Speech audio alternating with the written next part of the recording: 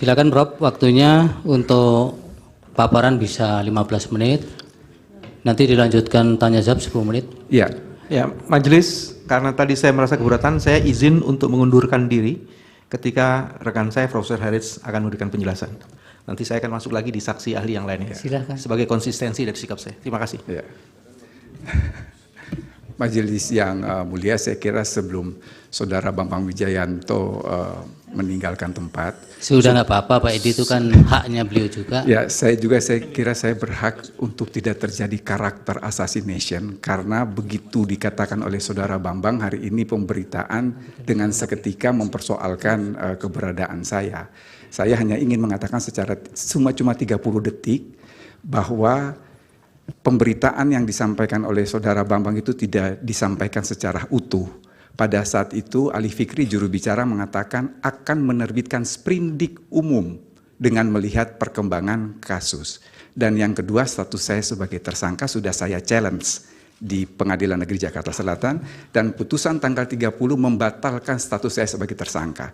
Jadi saya berbeda dengan Saudara Bambang Wijayanto yang ketika ditetapkan sebagai tersangka, dia tidak men-challenge tapi mengharapkan balas kasihannya Jaksa Agung untuk memberikan deponer. Terima kasih. Majelis Mahkamah Konstitusi yang saya muliakan, para kuasa hukum paslon 01 dan paslon 03. Pak Edi, ini Prof, izin dari kampusnya belum ada ya? Kami tidak mengajukan izin, jadi memang langsung ke sini. Surat tugas kalau Ya. ingin ya sudah, nanti keterangannya kami yang menilai karena ini bagian dari kelengkapan formal. Ya, ya. baik. Ya. Silakan, waktunya diperhatikan. Terima kasih Yang Mulia, karena singkatnya waktu, saya tidak akan membacakan secara detail, tetapi pada dasarnya ada 4 isu yang akan kami jelaskan di sini. Yang pertama adalah mengenai kewenangan Mahkamah Konstitusi. Saya kira Bapak Ibu yang mulia, separuh dari hakim yang mengadili saat ini adalah juga hakim yang mengadili pada tahun 2019. Dan saya konsisten tidak pernah merubah pendapat saya bahwa yang menjadi kewenangan Mahkamah Konstitusi hanyalah sebatas hasil perhitungan suara. Tidak lain dan tidak bukan, karena kita melakukan interpretasi gramatikal sistematis, baik terhadap pasal 24C maupun pasal 74 dan pasal 75 Undang-Undang Mahkamah Konstitusi. Terhadap isu yang pertama ini, saya ingin mengajukan 2 postulat. Yang pertama adalah primo execuenda est verbis vis, nes ceremonis visto obliteratur oratio, si felix sine argumentis. Yang berarti, perkataan adalah hal pertama yang diperiksa untuk mencegah adanya kesalahan pengertian atau kekeliruan dalam menemukan hukum. Artinya apa yang terdapat dalam pasal 24C dan Yunto pasal 74, pasal 75 tidak ada interpretasi lain. Apa yang terdapat di dalam fundamentum petendi, baik oleh kuasa hukum paslon 01 maupun kuasa hukum paslon 03, sesungguhnya mempersoalkan hal-hal yang bukan menjadi kewenangan Mahkamah Konstitusi. Artinya, kalau Mahkamah Konstitusi ini diminta untuk mengadili sesuatu yang di luar kewenangannya, sesungguhnya kuasa hukum paslon 01 dan kuasa hukum paslon 03 memaksa Mahkamah untuk melanggar apa yang kita sebut sebagai juridikitas beginsel atau asas juridikitas, yang berarti bahwa Mahkamah atau pengadilan tidak boleh memutus sesuatu yang berada di luar kewenangannya. Mahkamah Konstitusi yang mulia, isu kedua yang akan kami terangkan adalah mengenai keabsahan pasangan calon presiden wakil presiden Prabowo Subianto dan Gibran Rakabuming Raka yang juga menjadi dalil dari kuasa hukum paslon 01 dan paslon 03. Terhadap hal ini ada 4 catatan ahli. Pertama, masalah keabsahan tersebut adalah sengketa proses dan bukan merupakan kewenangan MK. Seyogyanya ketika KPU mengeluarkan keputusan terkait pasangan calon, Prabowo Subianto dan Gibran Rakabuming Raka, maka pasangan calon presiden dan wakil presiden yang berkeberatan terhadap keabsahan tersebut seharusnya mengajukan gugatan ke PT UN. Ketika ini tidak dilakukan, berarti pasangan 01 maupun 03 telah melakukan apa yang kita sebut dengan istilah reverse-working atau melepaskan haknya. Yang kedua, secara de facto pada masa kampanye saat debat presiden dan wakil presiden, hal ini tidak pernah dipersoalkan. Artinya ada pengakuan secara diam-diam. Yang ketiga, masalah yang terkait batas usia. Menurut pendapat kami, KPU hanya melaksanakan putusan MK, sehingga semestinya terkait masalah batas usia ini tidak dipersoalkan kepada KPU, tetapi kepada Mahkamah Konstitusi. Dan yang terakhir, putusan MK dalam perkara Aquo yang saat itu juga berlaku mempunyai kekuatan yang sama dengan undang-undang. Di sini tentunya berlaku asas preferensi umum, yang itu kita dapat pada semester 1 di Fakultas Hukum dimanapun di dunia ini, yaitu lex superior derogat legi inferior, bahwa peraturan yang lebih rendah tidak boleh bertentangan dengan peraturan yang lebih tinggi. Bahwa seketika pada saat suatu putusan MK itu berlaku, seketika itu juga, dan ada peraturan di bawahnya yang bertentangan dengan peraturan yang lebih tinggi, maka sesungguhnya sifat dari peraturan yang di bawahnya itu bukanlah vernichtbar, bukannya dapat dimintakan pembatalan, tetapi dia bersifat nichte atau batal demi hukum. Dengan demikian, dalil terkait keabsahan paslon Prabowo Subianto dan Raka Buming Raka ini sebetulnya sudah close the case. Yang berikut, isu yang ketiga, Mahkamah yang kami muliakan dan hadirin yang kami hormati, ini adalah terkait beban pembuktian yang didalilkan oleh kuasa hukum paslon 03, bahwa kewajiban pembuktian tidak hanya dibebankan kepada pemohon, paslon 03 semata, tetapi juga kepada termohon dalam hal ini adalah KPU. Kuasa hukum pemohon paslon 03 kemudian memberikan perbandingan dengan pembuktian yang terjadi di Uganda, Kenya, Malawi. Masih menurut kuasa hukum paslon 03, pembuktian awalnya adanya nepotisme akan dibuktikan oleh pemohon dan selanjutnya beban pembuktian berpindah kepada termohon untuk membuktikan tidak adanya nepotisme. Terhadap hal ini ada 4 tanggapan ahli. Pertama, Indonesia memiliki sistem hukum yang berbeda dengan Uganda, Kenya, Malawi, dan hampir seluruh negara di Afrika. Jadi kalau kita belajar mengenai sejarah dalam konteks teori hukum, di dunia ini ada 4 sistem hukum. Ada sistem hukum Islam, Anglo-Saxon System, Eropa Continental System, dan Customary Law System. Customary Law System ini yang terdapat di Afrika, atau sebagian besar negara di Afrika. Kalau di Asia itu diikuti oleh Cina dan Jepang. Ketika kita berbicara mengenai sistem hukum, maka tingkat komparasinya itu sangat rendah. Dengan demikian, kalau kita kembali kepada hukum positif Indonesia, sesungguhnya kita hanya mengenal 3 teori pembuktian yang menjadi bewijsgronden atau dasar pembuktian. Yang pertama itu adalah positif bewijsteorie atau teori pembuktian secara positif menurut undang-undang. Ini dipakai dalam perkara perdata. Di situ berlaku postulat actori incumbit probatio. Siapa yang mendalilkan, dialah yang wajib untuk membuktikan. Yang kedua adalah negatif bewijsteorie, yaitu teori pembuktian secara negatif menurut undang-undang. Di sini hakim memutus perkara berdasarkan alat bukti ditambah dengan keyakinan. Teori ini didasarkan pada postulat actori incumbit onus probante, actore non probante, reus absolvitur, bahwa pembuktian dibebankan kepada siapa yang menuntut. Ketika tidak bisa dibuktikan, maka tuntutan itu harus dibebaskan. Artinya yang dituntut itu harus dibebaskan. Yang ketiga yang kita kenal dengan istilah conviction ratione, yaitu keyakinan atas dasar rasionalitas. Itu dipakai di negara kita juga, tetapi dalam pemeriksaan acara cepat terhadap tindak pidana ringan termasuk perkara lalu lintas. Yang ketiga, permintaan kuasa hukum paslon 03 bahwa pembuktian awal adanya nepotisme akan dibuktikan oleh pemohon dan selanjutnya beban pembuktian berpindah kepada termohon untuk membuktikan tidak adanya nepotisme. Hal ini jelas bertentangan dengan beberapa prinsip fundamental dalam pembuktian. Et combatit probitio qui dicit non quid negat, Beban pembuktian ada pada orang yang menggugat, bukan yang tergugat. Affirmandi non negati incumbit probatio, artinya pembuktian bersifat wajib bagi yang mengiyakan, bukan yang menyangkal.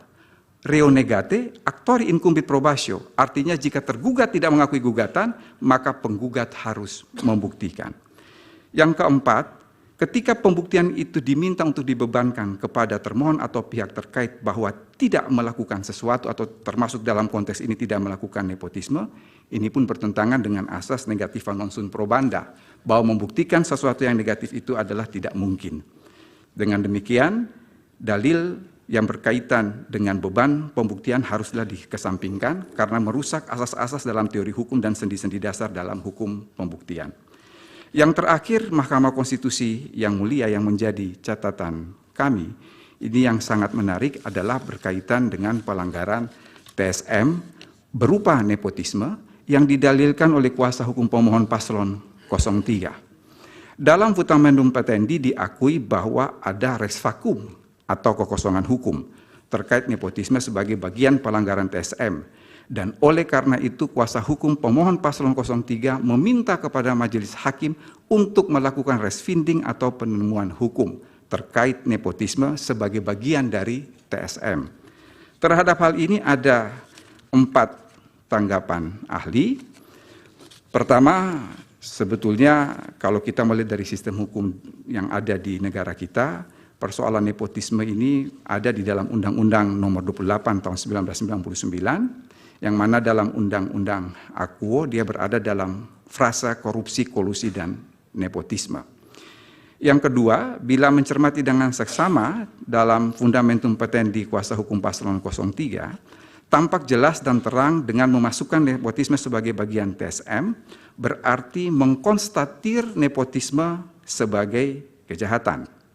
Pertanyaan lebih lanjut, jika diakui bahwa ada kekosongan hukum terkait nepotisme sebagai TSM, kemudian Majelis Hakim MK diminta untuk mengadili terkait nepotisme tersebut, bukankah hal ini bertentangan dengan asas legalitas sebagai prinsip yang amat sangat fundamental dalam hukum pidana? 3, kalaupun ini dipaksakan, Majelis Hakim harus melakukan penemuan hukum terkait nepotisme sebagai bagian TSM. Haruslah dipahami bahwa ada prinsip-prinsip penemuan hukum dalam hukum pidana yang membatasi hakim dalam melakukan penemuan hukum.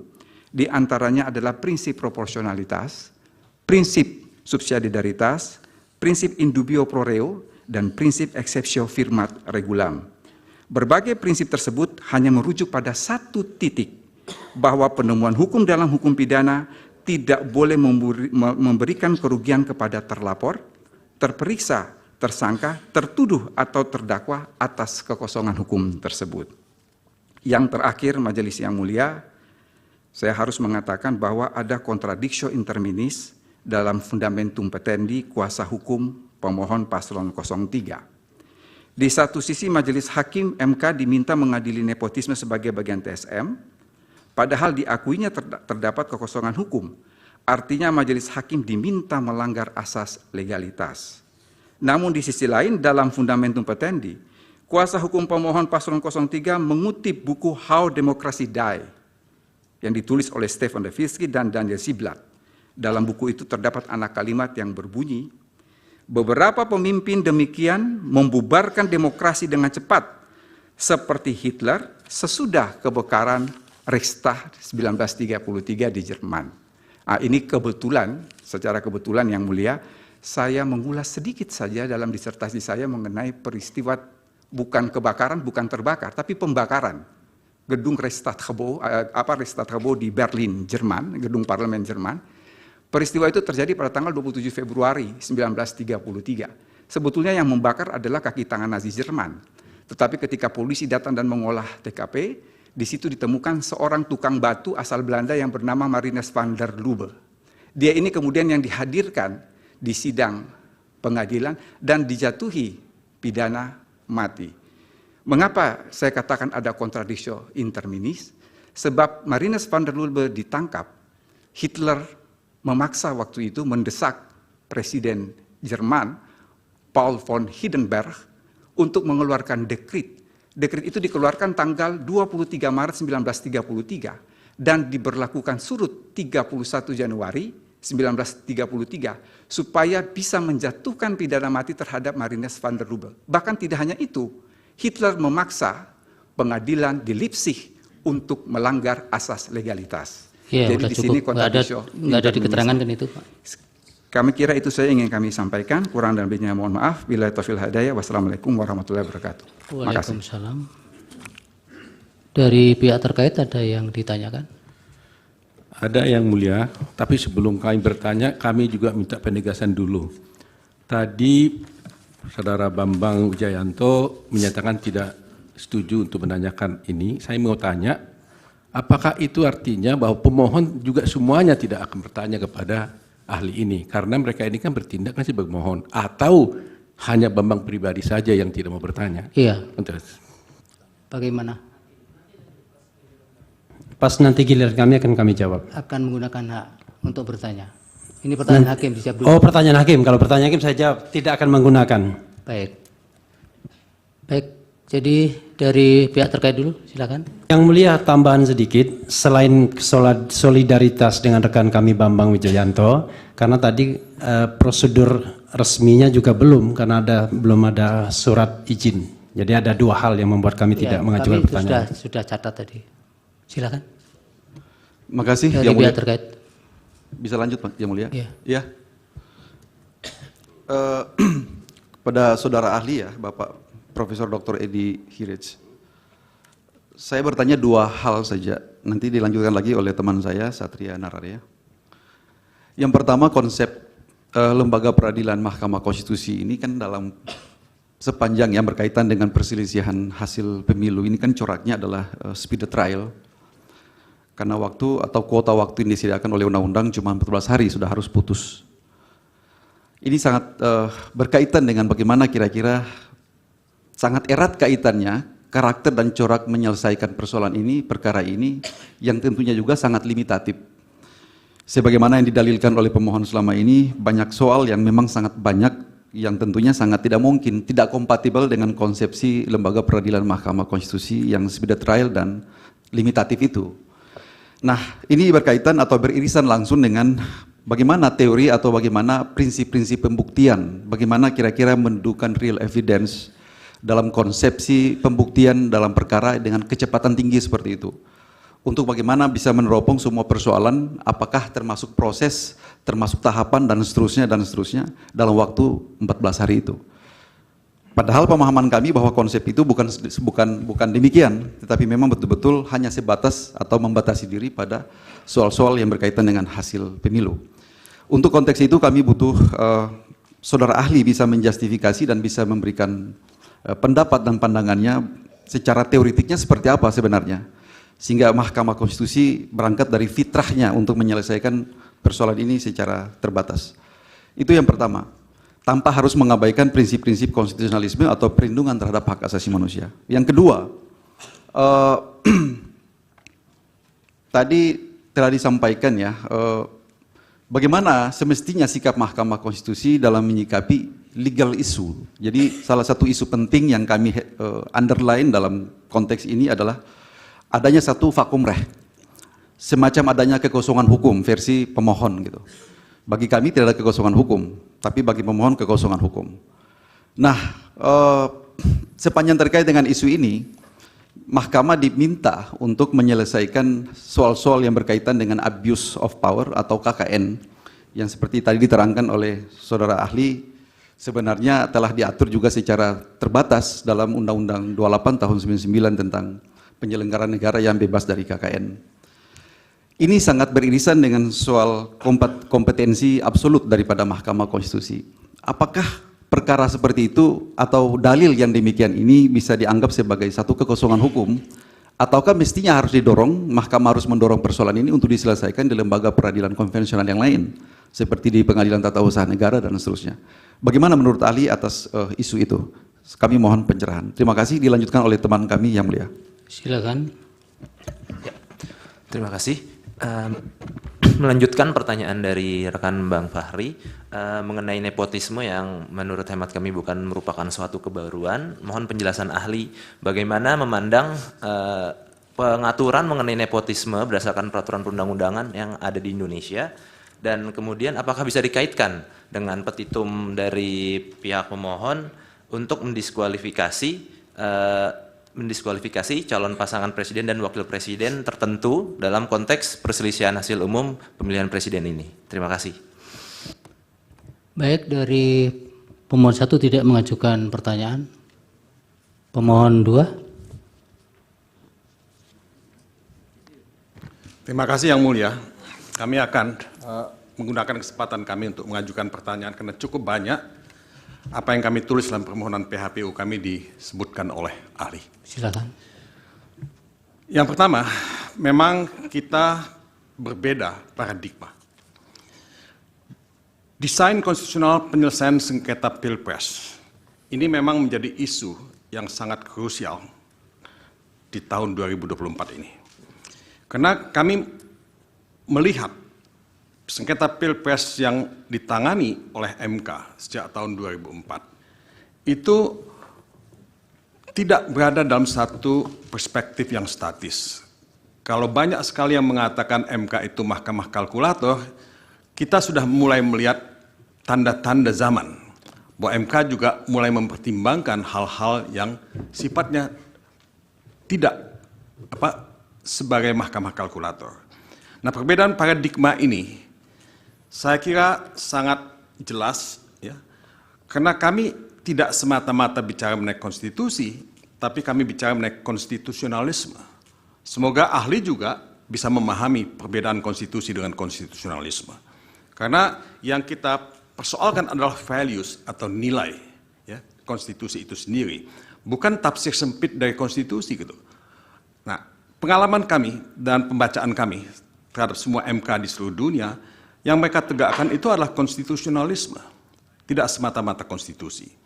Nah, dalam konteks ini, kami melihat perbedaan paradigma ini sangat jelas ketika ahli mengimpose, memaksakan beban pembuktian dalam konteks hukum pidana ke dalam penyelesaian sengketa Pilpres yang menurut kami tidak sepenuhnya tepat.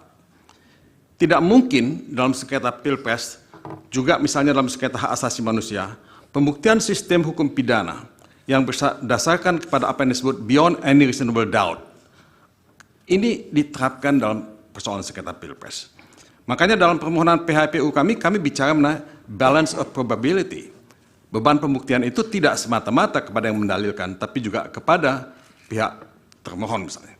Nah, disinilah kami harus mengatakan bahwa MK itu tidak hidup, tidak eksis dalam isolasi. Dia tidak hidup dalam vacuum politik, social vacuum, political vacuum. Dan dia juga bagian dari dinamika global perkembangan hukum tata negara. Austria kami sebut memang, Kenya kami sebut, Malawi kita sebut.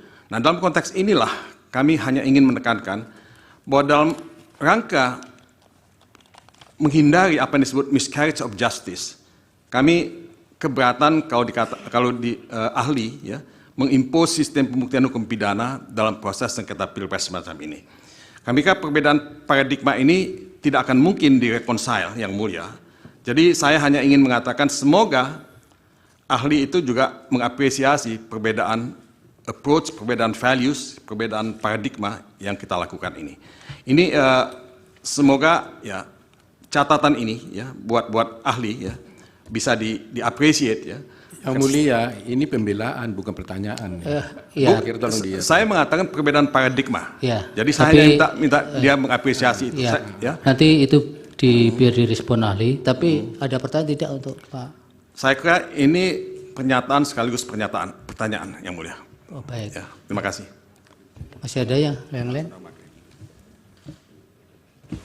Terima kasih Yang Mulia. Saya tidak akan, saya kira sudah cukup apa yang diterangkan oleh Pak Mulia tadi mengenai perkara-perkara terkait dengan pemilihan presiden dan kemudian bagaimana diputus di beberapa negara. Saya tidak akan meneruskan itu. Akan tetapi saya akan coba mulai bertanya kepada saudara ahli, apakah saudara ahli membaca pada rapat PAH 1 ke-35 PP-MPR tanggal 25 September 2021 ketika membicarakan Mahkamah Konstitusi ini, apakah syarat pembuktian dalam hal menyelesaikan, memutus perselisihan tentang hasil pemilihan umum, itu dikaitkan dengan pembuktian-pembuktian hukum pidana, atau ini pembuktian dengan hukum konstitusi? Ini pertama, karena saya tidak menemukan itu, Yang Mulia, dari perdebatan yang terjadi pada tahun-tahun itu. Kemudian yang kedua, tentang pembuktian ini tadi, saudara ahli mencoba membawa sepatutnya pembuktian-pembuktian itu, terutama terkait dengan nepotisme, juga harus dibawa ke arah pembuktian pidana, karena beliau menganggap ini persoalan asas legalitas. Nah, saya kira kalau kita bicara tentang asas legalitas dalam hukum pidana, pasti iya kita akan setuju itu. Nah, akan tetapi kan bagaimanapun juga, perselisihan kita di Mahkamah Konstitusi ini, kita juga bicara tentang hukum administrasi. Kalau kita bicara tentang hukum administrasi dan juga terkait terutama berhubungan dengan kewenangan-kewenangan Mahkamah Konstitusi, menurut hemat kami pembuktian dengan cara asas legalitas seperti dalam hukum pidana itu tidak diperlukan di sini, karena tadi Pak Mulia sudah jelas menerangkan bagaimana keseimbangan pembuktian dan yang sudah diterapkan di begitu banyak negara di dunia ini. Yang ketiga yang saya ingin juga sampaikan kepada saudara ahli, pertanyaan saya kepada saudara ahli, saya tidak tahu apakah saudara ahli itu sudah membaca atau belum putusan di Kenya, Nigeria, kemudian juga Malawi dan Austria. Austria ini adalah satu negara yang sama dengan kita sebagai negara yang menganut sistem kontinental. Nah, di dalam putusan-putusan itu jelas bagaimana mereka memutus bahwa perkara pemilihan presiden yang membatalkan hasil pemilihan umum. Saya kira itu yang hendak saya sampaikan, Yang Mulia. Terima kasih. Baik. Dari termohon ada pertanyaan? Dari Bawaslu? Ada, Yang Mulia. Saudara ahli dalam keterangannya telah menjelaskan tentang eksistensi satu kewenangan yang telah diberikan kepada satu lembaga. Bagaimana pandangan ahli terkait manakala satu lembaga yang diberi wewenang oleh satu undang-undang, katakanlah Bawaslu, diberi wewenang untuk menerima laporan dari masyarakat, kemudian Bawaslu menyatakan tidak dapat menerima memproses laporan tersebut. Lebih lanjut karena konteks yang dipersoalkan ini berkenaan dengan hasil, sehingga Bawaslu tidak berwenang menangani karena menjadi kewenangan lembaga lain, yakni Mahkamah Konstitusi. Padahal undang-undang memberi kewenangan penuh kepada Bawaslu untuk memprosesnya sepanjang tahapan pemilu masih berjalan. Pertanyaannya, apakah ini dapat dikatakan bahwa Bawaslu membatasi wewenangnya sendiri? Mohon penjelasan ahli. Demikian. Cukup dari Mulia, masih boleh kita? Sudah lewat tadi. Oke. Kan sudah dua juga dari Pak Baik, Mulia. Mahdir dengan Pak Mulia. Dari hakim tidak ada? Silakan. Sedikit, Prof. Sehat ya? Sehat. Ya. Terima kasih. Terlepas dari merit of the case ya, materi pokok perkara ini, kita kan sama-sama melihat juga bahwa yang namanya konsep beban pembuktian dan pengaturan beban pembuktian itu juga bukan sesuatu yang statis, tapi ada perubahan ya. Karena itulah kemudian misalnya dalam hukum pidana kita Meskipun pasal 66 KUHP itu mengatakan terdakwa tidak dibebani beban pembuktian karena inline dengan asas praduga tak bersalah, tapi kemudian diintroduksi dalam sistem kita reversal burden of proof, beban pembuktian terbalik. Nah, artinya yang ingin saya katakan, saya ingin minta pandangan dari ahli bahwa itu bukan sesuatu yang statis, prinsip-prinsip beban pembuktian yang ada, apalagi di dalam hukum pidana. Terima kasih Pak Ketua. Baik, terima kasih Pak Arsul. Ya, saya tambah sedikit Pak Prof. Edi. Kalau dalam kasus-kasus seperti perkara PHPU, termasuk yang hari ini sedang disidangkan, sebenarnya kalau Prof bisa identifikasi penekanannya sebenarnya pada pembuktian kebenaran formil atau material sebenarnya.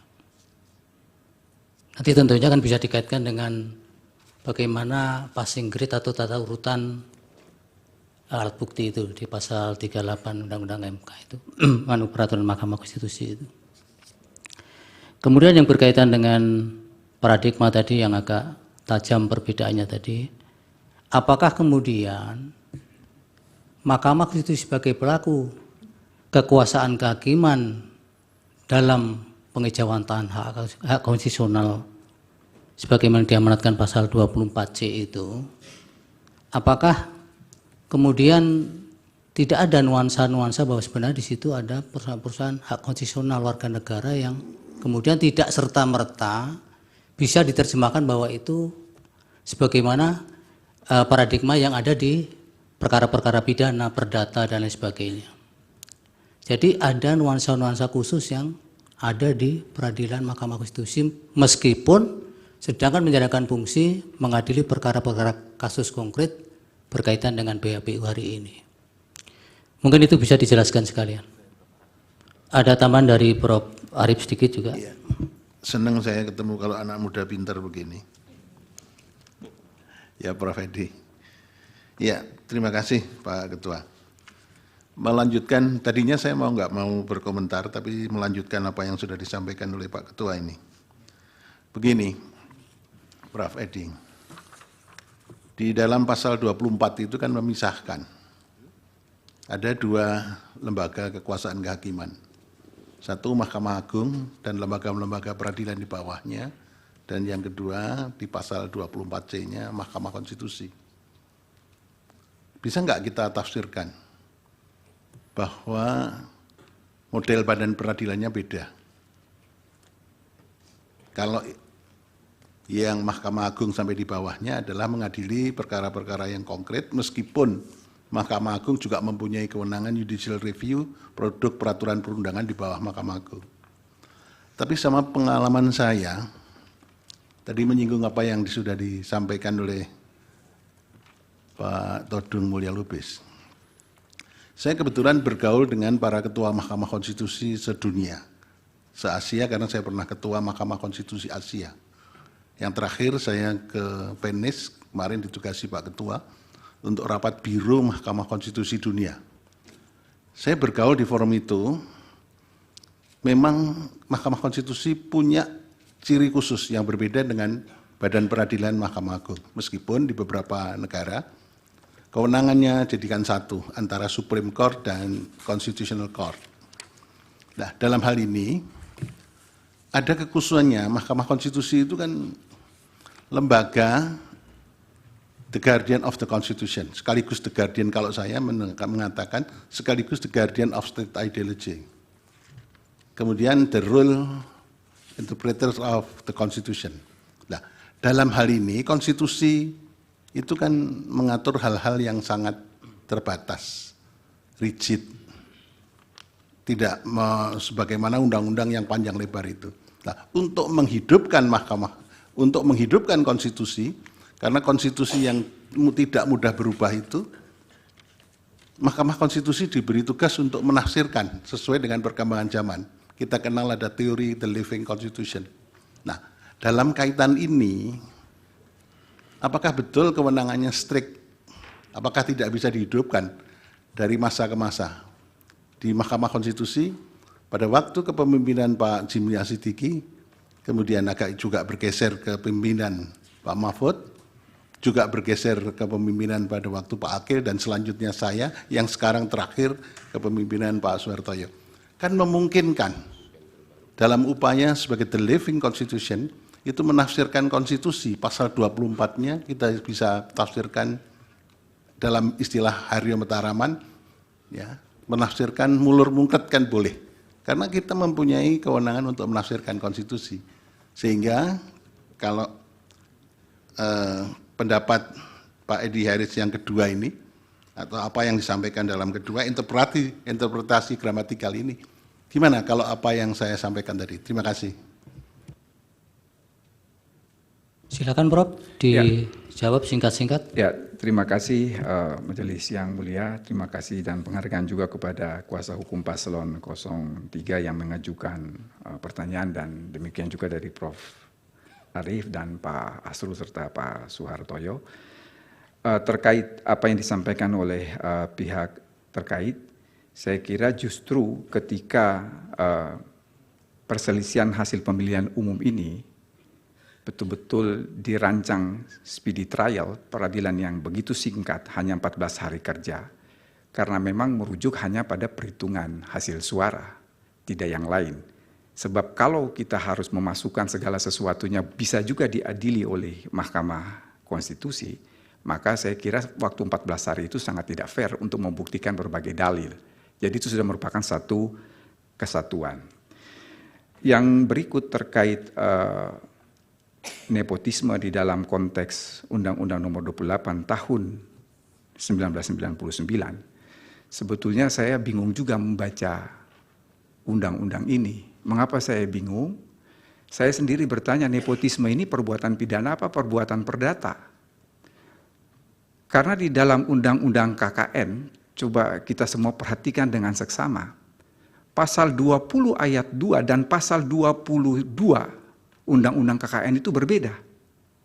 Pasal 20 ayat 2 mengatakan bahwa penyelenggara negara yang melanggar ketentuan pasal 5 angkat 4, pasal 5 angka 4 itu apa? Korupsi, kolusi, nepotisme. Dijatuhkan sanksi pidana atau sanksi perdata. Jadi korupsi, kolusi, nepotisme ini apa? Pidana apa perdata? Tetapi tiba-tiba di dalam pasal 22 dikatakan penyelenggara yang melakukan nepotisme diancam pidana minimum 2 tahun, maksimum 12 tahun. Jadi saya yakin kalau undang-undang ini diuji mesti dibatalkan. Karena tidak memenuhi prinsip lex serta di dalam hukum pidana. Oleh karena itu, ketika didalilkan oleh kuasa hukum paslon 03 harus melakukan resfinding terhadap nepotisme sebagai bagian dari TSM, maka harus dibalik bertanya, nepotisme ini barang apa? Apakah dia sebagai onreh mati khadat, perbuatan melawan hukum dalam konteks hukum perdata? Ataukah nepotisme dianggap sebagai suatu maladministrasi sebagai pelanggaran hukum pidana, pelanggaran hukum administrasi? Ataukah sebagai suatu kejahatan dalam konteks hukum pidana? Tapi kalau kita perhatikan dalil dari kuasa hukum paslon 03, ini mengatakan nepotisme ini adalah kejahatan sebagai bagian dari TSM. Kalau kejahatan kita tidak berbicara soal hukum pidana, lalu hukum apa?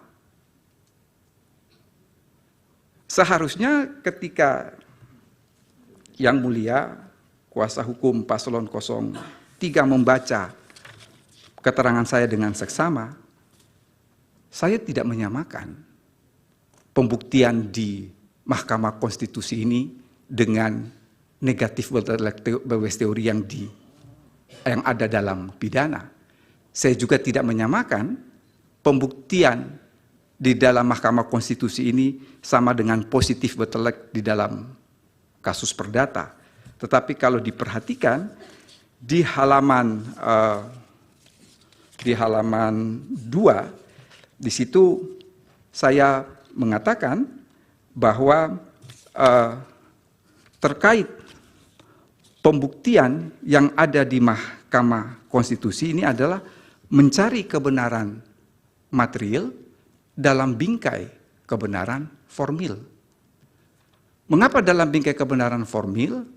Coba kita perhatikan dalam konteks pasal 36 Undang-Undang MK. Alat bukti yang utama itu adalah surat. Kemudian baru ada keterangan saksi, keterangan ahli, dan lain sebagainya. Meskipun di dalam situ dimasukkan petunjuk.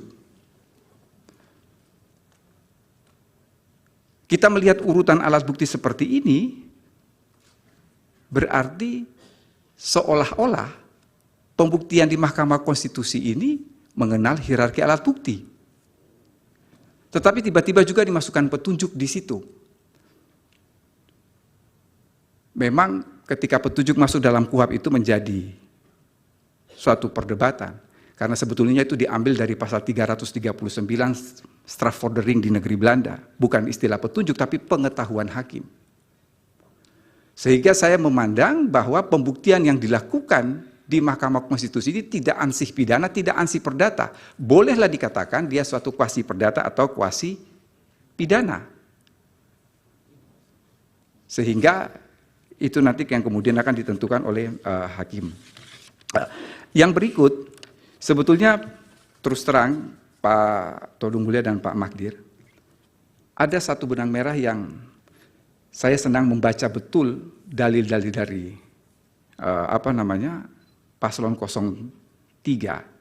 Sebetulnya kan singkat kata ini mau menyatakan yang dicari di sini adalah keadilan substansial, bukan keadilan prosedural. Karena itu banyak dalil yang dikemukakan. Tetapi saya sendiri berpendapat bahwa ketika kita berbicara mengenai keadilan substansial, tidak bisa begitu saja menabrak keadilan prosedural. Karena ketika kita berbicara mengenai konteks keadilan prosedural, di situ berlaku asas aequisitas sequitur legem. Keadilan mengikuti hukum, bukan hukum mengikuti keadilan. Bahwa di dalam beberapa kasus yang tadi sempat disampaikan oleh Pak Todung, bahwa memang bisa saja keadilan substansial itu ditabrak, tetapi ada parameternya, ada ukurannya, ada 8 ukuran, di mana keadilan substansial itu diutamakan dan keadilan prosedural ditabrak. Dan itu betul-betul terukur, ini ditulis betul oleh Gustav Rasbruch, dan kemudian ada penambahan 3 kriteria sehingga keadilan substansial itu bisa menabrak keadilan prosedural. Yang berikut,